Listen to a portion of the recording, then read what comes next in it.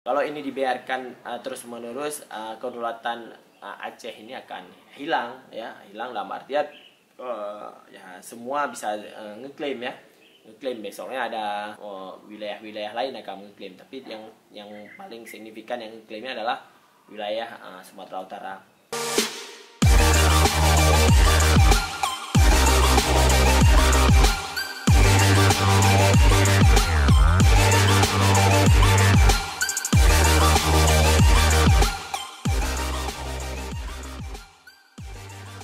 Halo, Assalamualaikum. Ketemu lagi dengan kita di channel Sahas Inisiatif. Hari ini masih mau ngobrolin isu terhangat nih Iya, betul. di Aceh, Bang Deddy ya khususnya. betul. Ini masalah tata letak atau apa istilahnya nih Bang Deddy? Kedaulatan Aceh, ya. Kedaulatan Aceh, karena biasa kita dengar kedaulatan Indonesia. Ya. Uh, di 1-2 hari yang lalu, Mendagri, ya, Kementerian Dalam Negeri membuat satu keputusan yang sangat merugikan Aceh, ya, yaitu memasukkan 4 pulau di Aceh Singkil. 4 pulau. Ya, 4 pulau di Aceh Singkil itu menjadi wilayahnya ke Sumatera Utara, ya. Itu ada Pulau Lipan, Pulau Mangki Besar, Mangki Kecil, dan Pulau Panjang, ya. Itu 4 pulaunya itu adalah ya, dimasukkan ke dalam struktur administrasi Sumatera Utara. Kenapa itu bisa terjadi? Dikarenakan memang strategisnya pulau-pulau ini sangat strategis, ya. Terus belakangan ada isu-isu adalah beberapa investor mau investasi di pulau terluar ini, ya.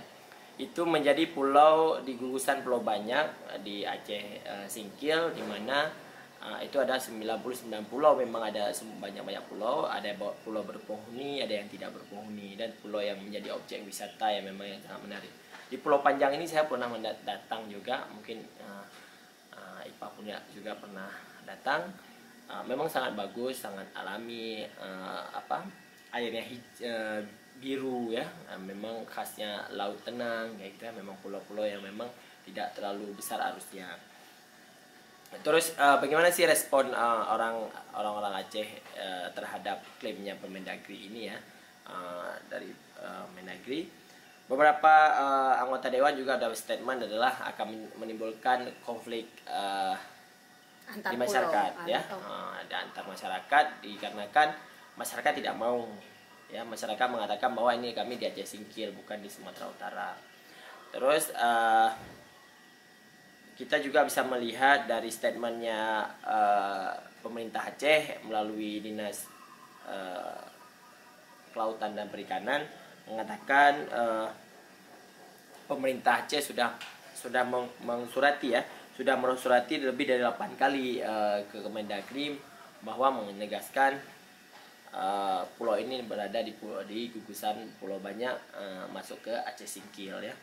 Itu kalau kita melihat pemerintah Aceh menyuratin dari 21 Desember 2018 sampai dengan 22 April 2020, itu selalu pemerintah Aceh menyuratin, ya, ke Mendagri.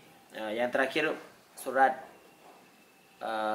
pemerintah Aceh itu bernomor 125.1/6371 tanggal 22 April 2022, ya. Terus tentang permohonan pembatalan Permendagri 0050/145 tahun 2024, ya, 2022. Sebenarnya sangat disayangkan, ya, di dalam undang-undang pemerintahan Aceh sudah disebutkan bahwa semua lingkaran atau semua tanah Aceh ini harus konsultasi pada pemerintah Aceh dan DPRA, persetujuan oleh DPRA. Tapi dikarenakan ini sudah dikeluarkan Mendagri, ya, sangat disayangkan, ya. Tapi yang paling sangat disayangkan lagi adalah saya juga melihat beberapa statement di dalam kayak statementnya saya, ya.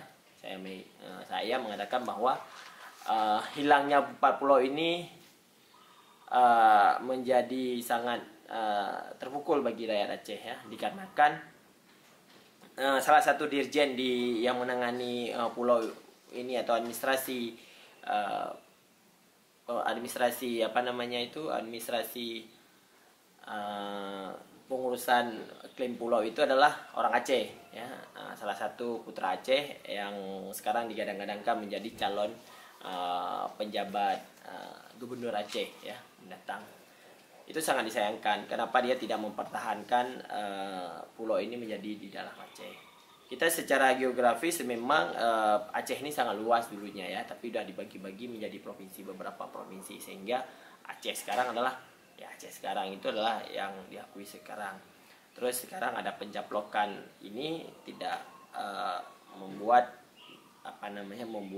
Aceh semakin kecil ya. Semakin kecil dalam artian beberapa pulau, besok pulau lain lagi, terus wilayah lain lagi. Kemarin isu beberapa bulan yang lalu di Tamiang juga beberapa desa masuk ke Aceh, masuk ke Sumatera Utara juga. Kalau ini dibiarkan terus menerus, kedaulatan Aceh ini akan hilang ya, hilang dalam artian ya semua bisa ngeklaim ya. Ngeklaim besoknya ada wilayah-wilayah lain akan mengklaim, tapi yang paling signifikan yang klaimnya adalah wilayah Sumatera Utara, karena Sumatera Utara sangat masif dalam mengklaim wilayah Aceh ini masuk ke wilayah dia. Terus menjadi hal yang sangat menarik adalah kita belum lihat atau belum mendengar respon keras ya, respon keras dari senator-senator kita di DPR RI ya, DPD ya, legislatif kita belum melihat. Tapi ada satu DPR RI menyalahkan pemerintah Aceh tidak masuk bagian dari rapat-rapat, selalu dia tidak datang di rapat pembahasan ini ya. Tapi kita itu belum melihat statement yang keras ya. Tapi kita sangat mengharap bahwa kedaulatan Aceh atau hak-hak Aceh adalah jangan gugat lagi ya kan. Memang sudah satu hal menjadi kekhususan Aceh ya, di mana-mana memang tanah Indatu itu adalah yang harus dipertahankan. Ya.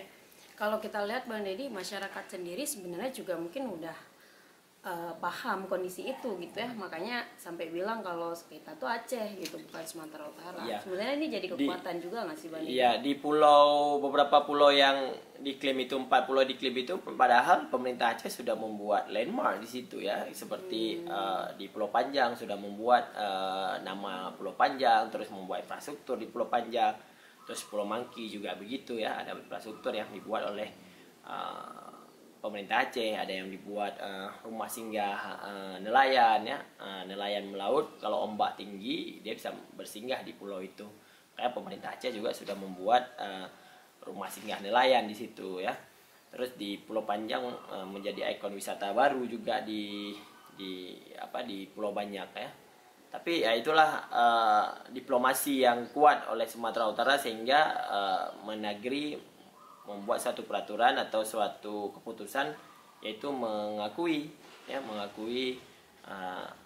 pulau itu menjadi bagian dari Sumatera Utara. Itu sangat disayangkan oleh kita sebagai warga biasa, sehingga apa yang dilakukan oleh Sumatera Utara ini menjadi pengkhianatan besar bagi rakyat Aceh.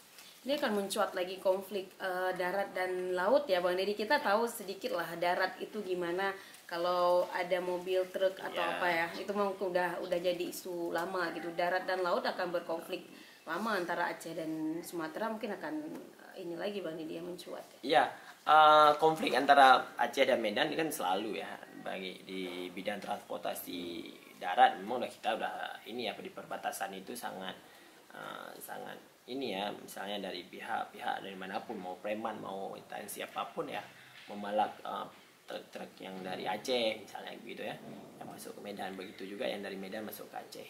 Itu memang jadi rahasia umum.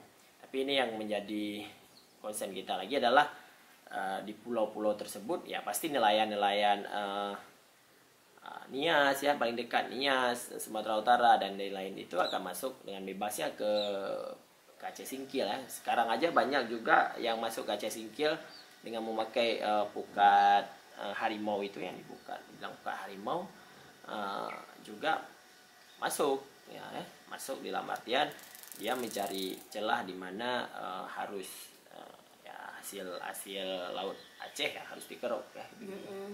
Kalau yang selama ini kita juga sering dengar kan sebenarnya kedaulatan Indonesia ya kayak judul tadi ya Bang Deddy ya, tapi sekarang malah lintas provinsi gitu yang jadi masalah.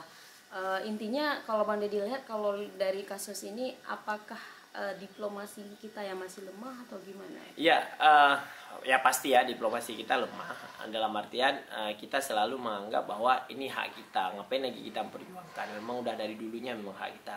Tapi ya kita melihat lagi di Indonesia ini adalah administrasi itu bagaimana, kan kayak gitu ya. Sekuat apapun kita protes, kalau administrasi negaranya sudah keluar ya mau protes apa lagi, kan begitu.